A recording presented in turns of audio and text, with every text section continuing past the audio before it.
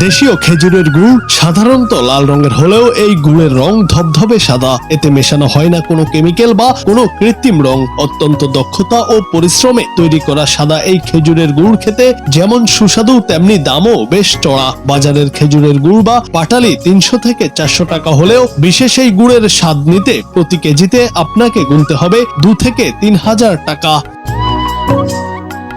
বলছি মানিকগঞ্জের ঐতিহ্যবাহী হাজারি গুড়ের কথা। লোকসঙ্গীত আর হাজারি গুড় মানিকগঞ্জের প্রাণের সুর। এই স্লোগানে মানিকগঞ্জে তৈরি করা হচ্ছে মূল্যবান এই গুড়। সুস্বাদু হাজারি গুড় একসময় ইংল্যান্ডের রানী এলিজাবেথকে পাঠানো হয়েছিল বলে জনশ্রুতি রয়েছে। ব্যতিক্রমী এই গুড়ের স্বাদে মুগ্ধ হয়ে উপহার স্বরূপ দিয়েছিলেন হাজারি সিলমোহর। এই সিলটা এখনো ব্যবহার করা হচ্ছে হাজারি গুড়ের সক্রিয়তা বজায় রাখতে।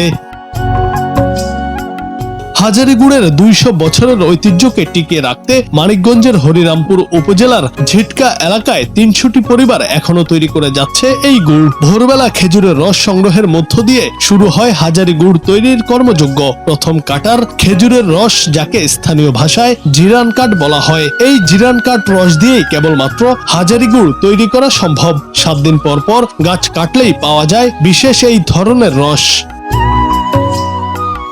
সংগ্রহ করা এই রস ছেঁকে নেবার পর ঢালা হয় বড় পাত্রে, তারপর জাল দিতে হয় ও অনবরত নাড়তে হয়। রস ঘন হয়ে আসলে আবারও ঠেলে দেয়া হয় মাটির পাত্রে। মাটির পাত্রে থাকা ঘন খেজুরের রস তাল বা বাঁশের লাঠি দিয়ে 20 থেকে 25 মিনিট ভালোভাবে ফেটিয়ে নিতে হয়। এভাবে কয়েক ধাপে কাজ করতে হয়। এরপর ঘন ওই রস ঢালা হয় আগে থেকে তৈরি করা নির্দিষ্ট পাত্রে। এভাবে বিশেষ কায়দায় তৈরি করা হয় সাদা রঙের সুস্বাদু হাজারি গুড়।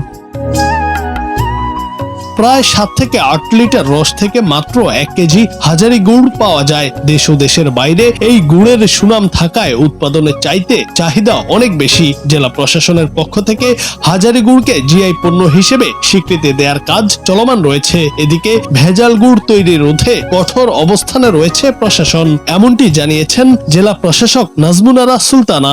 সকালবেলা যেমন 5টার সময় আমরা ঘুমোতে উঠি, ওঠার পরে রস সংগ্রহ করি। সংগ্রহ করার পরে জ্বালার তাপালের ওখানে আনি। হাজারি গুড় বানাই, অনেক পরিশ্রম। সকালে কোন করে শীতের ভিতরে ওটা লাগে, ওইটা রস জাল দেওয়া শেষ করে হাঁড়ি গুড়ি দেওয়া, অনেক কষ্ট, এগুলো পরিশ্রম। হাজারি গুড় অনেক বিখ্যাত বাংলাদেশের, শুধু বাংলাদেশ না বাংলাদেশের বাইরে এটার অনেক সুনাম। শুধুমাত্র আমাদের এই মানিকগঞ্জের হরিরামপুরেই এই হাজারি গুড়টা তৈরি হয়। ওটা খুব পরিষ্কার পরিচ্ছন্ন না হইলে হাজারি গুড় হয় না। অনেক সুগন্ধ, গ্রাম, এ না খাইলে সে বুঝতে পারবো না। আমার এই হাজারির কাছ থেকে এই গুড়টা নিয়ে তখন মনে করেন ইংল্যান্ডের এলিজাবেথের গুড়টা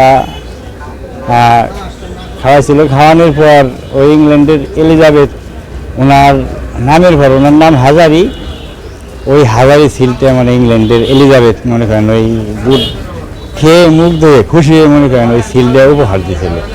ওই তখন থেকেই মনে করেন হলো যে হাজারি শুরু হইলো। এই গুড়টা যে পূর্ণভাবে স্বীকৃতি দিলে সরকারের থেকে, এটা আমাদের জন্য একটু ভালো হয়। এটা স্বাদে মানে সব দিকেই উত্তন্ন। গাছি হিসাবে থাকি, গাছ বিহালবেলা কাটার পরে ফজরের আজানের সময় ফিরে গেলে উঠি গাছে, উঠে রস গাছ থেকে পাইরি। পারার পরে বললো যে এই যে রস গরম দিতেছি, শীত হইলে এখন তোর ভালো হইলে শীত, রসটা পরিষ্কার হয়, বেশি হয়, হাজারি গুড়টা ক্লিয়ার আসে। হাজারি গুড় আমাদের মানিকগঞ্জের ঐতিহ্য। আর হাজারি গুড়টিকে আমরা জিআই পণ্য হিসেবে প্রতিষ্ঠা করার জন্য ইতিমধ্যে সরকারের কাছে লিখেছি। কর্তৃপক্ষ কর্তৃক আমাদেরকে যে কোয়েরি দেওয়া হয়েছিল সেগুলোর উত্তরও আমরা পাঠিয়েছি। আশা করি আমরা খুব দ্রুতই এটিকে জিআই পণ্য হিসেবে প্রতিষ্ঠিত করতে পারবো। আমরা জিআই পণ্য হিসেবে চাচ্ছি, এই বিষয়ে আমরা খুবই কঠোর পদক্ষেপ গ্রহণ করব যদি হাজারি গুড়ের কোনো ভেজালের কোনো অভিযোগ আমরা পাই। আর্থিক প্রণোদনা বা অনুদান দেওয়ার বিষয়ে কোনো গাছি বা চাষি যদি আমাদের সাথে এই বিষয়ে যোগাযোগ করেন, তাহলে আমরা অবশ্যই এই বিষয়ে ব্যবস্থা গ্রহণ করব। জেলায় এই বছর 37,000 গাছ থেকে গাছিরা রস সংগ্রহ করেছে। এর মধ্যে 18,000 গাছের রস থেকে হাজারি গুড় তৈরি করা হচ্ছে।